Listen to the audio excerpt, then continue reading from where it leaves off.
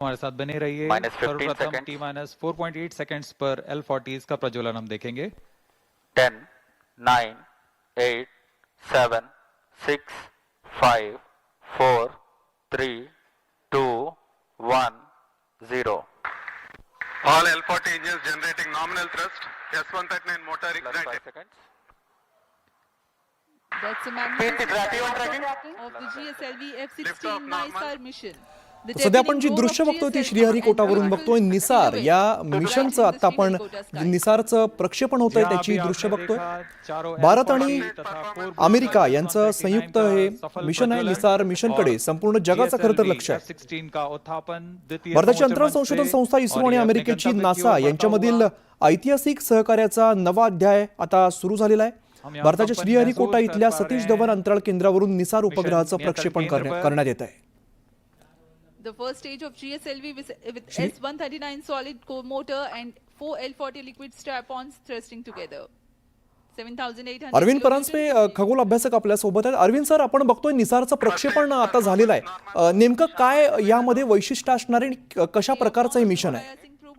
बघा, हे अत्यंत सुंदर प्रक्षेपण झालेलं आहे. मी पण आता तेच बघत होतो. ट्रॅव्हल करतोय मी घरी जाण्याकरता, तर गाडीत आहे. तर अत्यंत छान प्रक्षेपण झालेलं आहे, स्पष्ट झालेलं आहे आणि ह्याचा आपल्या देशासाठी आणि जगासाठी फार महत्वाचा हा मिशन आहे. कारण सिंथेटिक अपर्चर जे म्हणतात, सिंथेटिक अपर्चर म्हणजे की एक मोठा त्याचा रेडिओ टेलिस्कोप आहे, त्याच्या माध्यमातून स्कॅन करत करत आपण खूप अचूकरित्या आपण पृथ्वी भूतलावरती काय घटना घडतायत त्याची आपण नोंद घेऊ शकतो. आणि ह्या सगळ्या मिशनचं महत्व असं आहे की अगदी भूकंपापासून वेगवेगळ्या क्षेत्रामध्ये तुम्ही पृथ्वीवरचं जे हालचाल आहे ती आपण टिपू शकतो. तर हे एकदा सॅटेलाइट प्रस्थापित झालं अवकाशामध्ये की त्याच्यानंतर काही परीक्षणं करण्यात येतील आणि मग त्याच्यानंतर आलेला डेटा हा आपल्याला वापरता येईल. आणि हा सन सिंक्रोनस आहे, म्हणजे हा सॅटेलाइट जो आहे तो तुमच्या सूर्याबरोबर पृथ्वीवरच्या सूर्याबरोबर हा पृथ्वीची परिक्रमा करणार आहे. तर त्यामुळे त्याला त्या सॅटेलाइटला नेहमीच स्पष्ट सूर्याचा उजेड असणार आहे. तसा हा रेडिओ टेलिस्कोप आहे. अरविंद सर, आणखीन एक महत्वाचा प्रश्न म्हणजे इस्रो आणि नासा यांचं एकत्रित आहे, याबद्दल काय सांगाल, याबद्दल काय माहिती द्याल? बघा, असं झालेलं आहे आता गेल्या काही वर्षांमध्ये की एका देशाला सगळ्या मोहिमा राबवणं तेवढं शक्य होत नाही. इतर कारणांमुळे, काही राजकीय असतील किंवा इतर काही कारण असतील, बजेट असेल.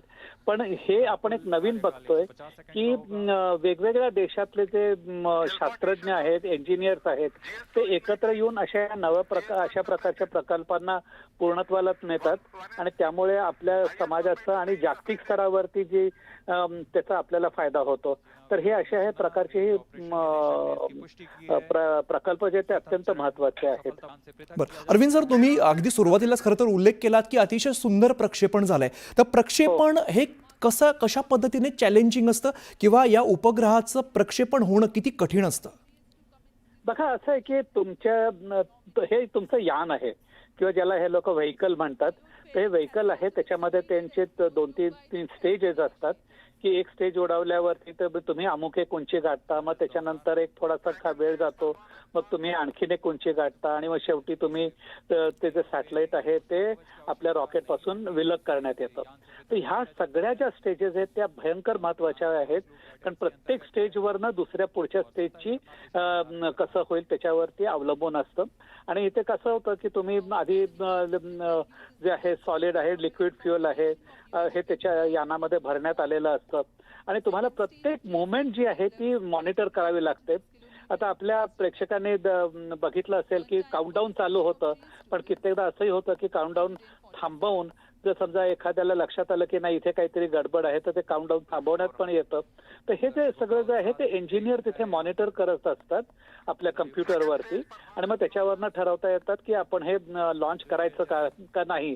तर आता मी म्हणालो की अत्यंत सुंदर कारण असं की घड्याळाचा काटा उलटा फिरत फिरत जो बरोबर शून्यावरती इग्निशन झालं रॉकेटने आकाशाकडे झेप घेतली. आता आपल्याला तो वरपर्यंत जायला अजून थोडा वेळ आहे, पण नंतर कळेल आपल्याला की त्यांनी किती म्हणजे कुठल्या उंचीवरती गाठलंय. आणि तुम्ही जर ग्राफ बघितलात इस्रोचा, तर आपण असं बघतो की ज्या ग्राफ म्हणजे तो जो थेरटिकल ग्राफ आहे की आपल्याला असं त्याचा पाथ असायला पाहिजे आणि ऍक्च्युअल पाथ त्या ह्याचा तो बरोबर त्या ह्याच्यामध्ये एका लाईनीमध्ये गेलेला आपल्याला दिसतो. आणि म्हणून मी म्हटलं की अत्यंत सुंदर प्रक्षेपण झालेलं आहे. अरविंद सर, अनेक महत्त्वाचा प्रश्न म्हणजे तुम्ही जसा उल्लेख केलात की यामध्ये भूकंप असेल किंवा ज्वालामुखी असेल म्हणजे नैसर्गिक आपत्ती यासाठी याचा वापर केला जाईल आणि कृषी क्षेत्राला सुद्धा याचा वापर करता येईल का? हो बरोबर, मी मग जे म्हणालो तसं की पृथ्वीच्या वरती ज्या घडणाऱ्या घटना आहेत ना, त्या सगळ्या आपल्याला ह्याची नोंद मिळेल आणि ती नोंद सुद्धा खूप अत्यंत अचूक पद्धतीने आपल्याला ह्याची नोंद मिळणार आहे. नासाचे आणि भारताचे शास्त्रज्ञ आणि इंजिनियर सगळे ह्याच्यामध्ये काम करत होते, तर ते अत्यंत अचूकपणे आपल्याला त्याची नोंद मिळेल आणि त्याचा फायदा शेवटी समाजालाच होणार आहे. अगदी. अरविंद सर, जागतिक पातळीवरती असे कोणते कोणते देश आहेत ज्यांनी अशा प्रकारचे सॅटेलाइट लॉन्च केलेत किंवा भारताचं यात काय वैशिष्ट्य तुम्ही सांगाल? नाही, भारताचं वैशिष्ट्य म्हणजे असं आहे की नासाला समजा आपण अगदी अमेरिकेचं म्हटलं तर तो खूप प्रगत देश आहे, पण तरी त्याला नासाच्या लोकांना इस्रोची मदत घ्यावी लागली. ह्याचा अर्थच असा आहे की आपण ती उंची गाठलेली आहे, आपणही त्यांच्या बरोबरीचे आलेलो आहोत आता. तर त्यामुळे ही आपल्यासाठी महत्वाची बाब आहे. आणि मगाशी मी म्हणालो तसं की इतर देशातले सुद्धा कोलॅबोरेशन होत असतं वेगवेगळ्या देशाचं. तर ही आपल्यासाठी जी एक मेजर इव्हेंट आपल्यासाठी म्हणता येईल आपल्याला. सर, जसं तुम्ही म्हणालात की निसार जे आहे ते पर्यावरणासाठी आपल्यासाठी महत्त्वाचं असणार आहे किंवा हवामान बदल असेल किंवा ज्या काही नैसर्गिक आपत्ती असतील, तर नेमकं कशा पद्धतीने सॅटेलाइट काम करतं हे सुद्धा सांगा. बघा, असं आहे की ह्या सॅटेलाइटमध्ये रडार आहे आणि रडार म्हणजे जो रेडिओ सिग्नल पाठवून तो परावर्तित होतो आणि त्या कसा झालाय परावर्तित त्याच्यावरनं चित्र निर्माण करता येतं. आणि हे सिंथेटिक अपर्चर आहे जसं आपण म्हणालो तसं. तर ह्याची एक वैशिष्ट्य असं आहे की त्याचे जे एस आणि एल बँड जे आहे त्याच्यात ट्रान्समिशनचे आहेत, तर हे आपल्या वातावरणाला छेदून पृथ्वीवरती जातात. वातावरणासाठी आपल्याला उपयोग नाही आहे ह्याचा विशेष, पण ते छेदून ढगांना छेदून जमिनीकडे बघतात. त्यामुळे आपल्याला जरी निश्चितच, त्यामुळे अगदी सर भारतासाठी सुद्धा अतिशय अभिमानास्पद अशी ही घडामोड म्हणावी लागेल. धन्यवाद अरविंद परांजपे सर, तुम्ही सविस्तर बातचीत केली त्याबद्दल.